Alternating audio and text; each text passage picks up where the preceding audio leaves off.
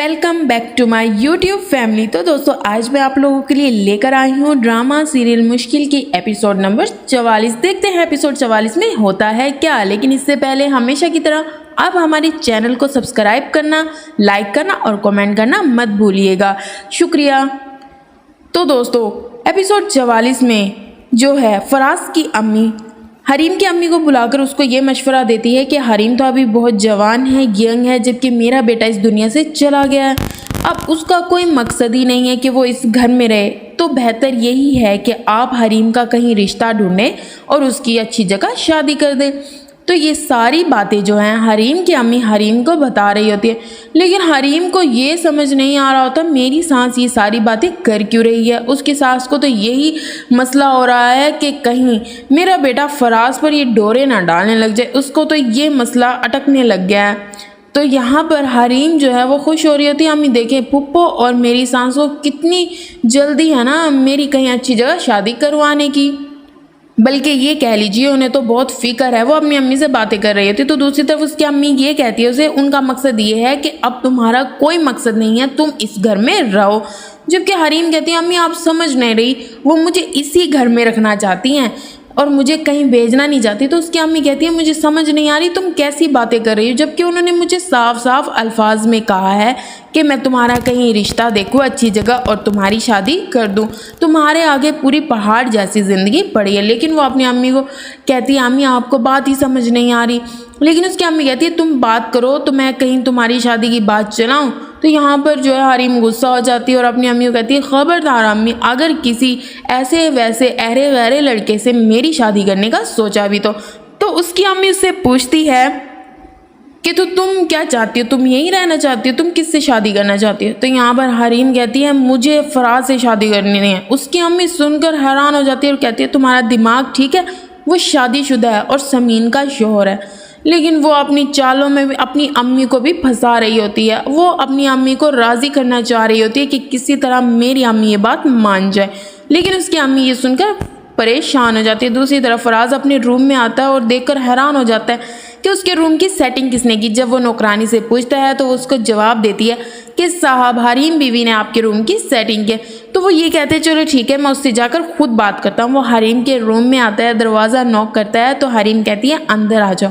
जब वो देखती है कि फराज है, फराज को कहती है आप खैरियत से मेरे रूम में आए। तो फराज उसे कहते हैं जी मुझे आपसे कुछ बात करनी थी और मुझे ये लग रहा है कि कुछ दिन से आप मुझे अवॉइड कर रही हैं, मुझ पे तवज्जो नहीं देती। यहाँ पर हरीम जो है अपनी चालों में फराज को दे रही होती है कि नहीं ऐसा कुछ नहीं है, तुम बैठो हम बात करते हैं। तो यहाँ फराज बैठ जाता है और हरीम से बात करने लगता है, जबकि हरीम का सिर्फ एक ही मसला होता है समीन को कब छोड़ रहे हो, उसको तलाक कब दे रहे हो। अब तो उसे घर से निकाल दिया ना, अब उसे कब छोड़ रहे हो, उसका सामान कब भिजवा रहे हो उसके घर। लेकिन फराज का ऐसा कोई इरादा नहीं होता, वो फ़िलहाल समीन को नहीं लेकर आना चाहता। यहाँ पर जो है हरीम बार बार समीन का ही जिक्र करती है और आकर फराज के पास बैठ जाती है, जबकि फराज को इस चीज़ से इरिटेशन होती है। वो कहता है आप थोड़ा दूर होकर बात करें, लेकिन हरीम उससे चिपकने की कोशिश कर रही होती है।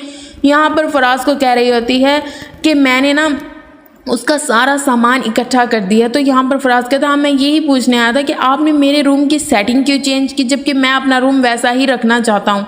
तो मैं नौकरानी को कह के वैसा ही रूम करवा देता हूँ। तो यहाँ पर हरीम को ये बात पसंद नहीं आती। वो कहती है बिल्कुल नहीं, जब वो इस घर में नहीं रहेगी तो उसकी सेटिंग क्यों रहेगी, अब सेटिंग जैसे मैंने की है वैसे ही चलेगी। तो यहाँ पर फराज को हरीम कहती है कि आपको एक बात बताऊं घर में क्या बात हो रही है। तो फराज कहता है बोलो क्या बात हो रही है। कहती है कि फूफो और अम्मी जान मेरी शादी करना चाहते हैं। तो फराज इस चीज़ पर खुश हो जाता है, अच्छी बात है, आपकी पूरी लाइफ पड़ी है, आपको अच्छी ज़िंदगी गुजारने का पूरा हक है, आप शादी कर सकती हैं। तो यहाँ पर हरीम खुश हो जाती है कि लो फराज ने तो हाँ कर दी है, लेकिन फराज को ये नहीं पता होता इसके दिमाग में चल क्या रहा है। तो यहाँ पर हरीम कहते ठीक है फिर मैं हाँ कर दूँ। कहते जी बिल्कुल आप हाँ कर दे तो आप शादी। हरीम यहाँ पर फराज को कहती है कि मतलब आपको कोई एतराज़ नहीं है, आप भी मुझसे शादी के लिए तैयार हो। तो फराज एकदम खड़ा हो जाता है और हैरान होता है, कहते कैसी बातें कर रहे हैं आप, मेरे भाई की बेवा हैं और मेरी भाभी हैं, लेकिन मैंने कभी ऐसा नहीं सोचा और ना ही ऐसा कभी सोचूंगा।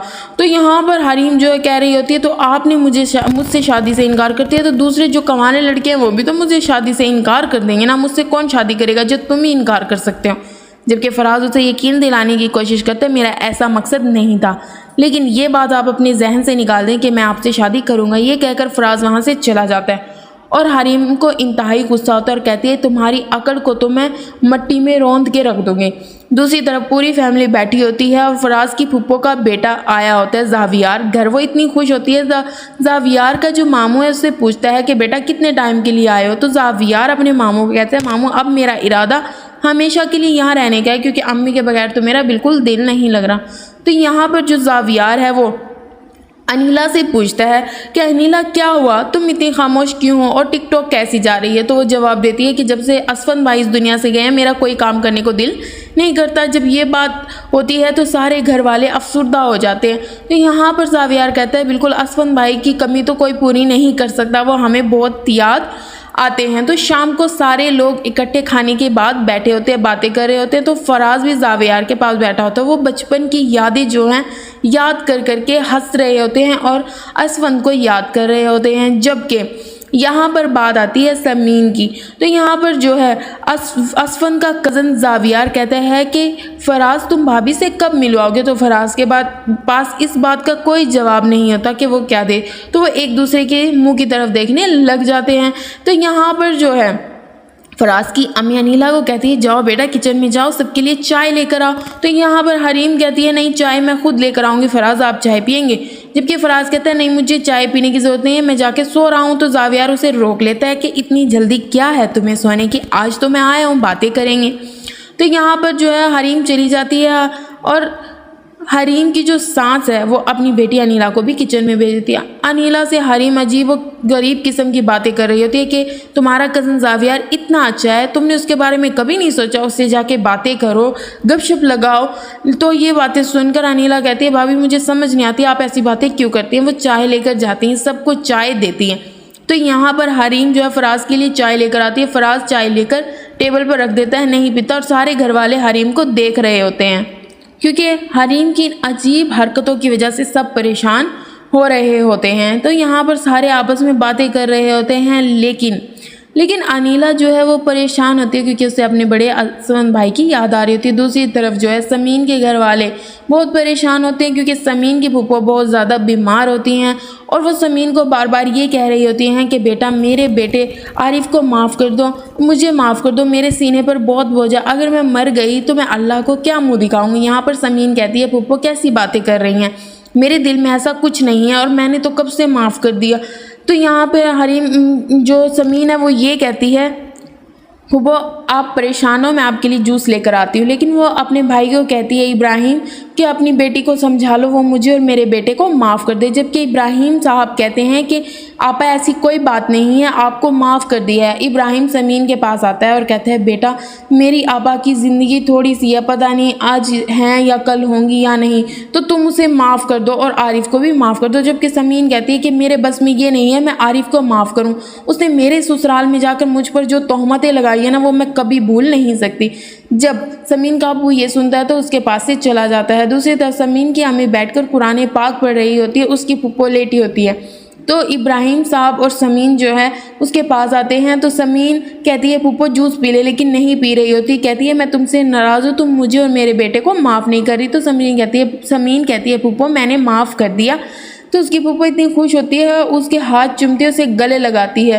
तो दूसरी तरफ जो है हरीम एक नई चाल चलने आती है, अपनी सांस के पास आती है और उसे कहती है कि मुझे लगता है ज़ावियार और अनीला जो है एक दूसरे को पसंद करते हैं, तो हमें उनके बारे में सोचना चाहिए, हमें फूफो से बात करनी चाहिए। लेकिन यहाँ पर जो है असफन की अम्मी कहती है मुझे नहीं लगता और हमें ये पहले बात करनी चाहिए। दूसरी तरफ जो है अनीला खामोश बैठी होती है। तो वहाँ पर ज़ावियार आकर उससे बातें करता है, हंसता कहता है तुम पर खामोशी अच्छी नहीं लगती, चलो कहीं फ़िल्म देखने चलते हैं। दूसरी तरफ समीन की फैमिली बहुत परेशान होती है। समीन काबू से इजाज़त मांग रहा होता है कि आरिफ को बुला लूँ, मुझे नहीं पता आप ही कब तक ज़िंदा रहेंगी। दूसरी तरफ जो है हरीम वो अनीला और ज़ावियार को एक साथ देखकर ये समझने लग जाती है ये दोनों एक दूसरे को पसंद करते हैं। वो ज़ावियार की अम्मी के पास जाती है और कहती है कि मैंने सुना है आप जो है समीन की छोटी बहन को ज़ावियार के लिए लेना चाहते हैं, जब घर में एक लड़की मौजूद है तो आप क्यों किसी दूसरी लड़की के बारे में सोच रही हैं।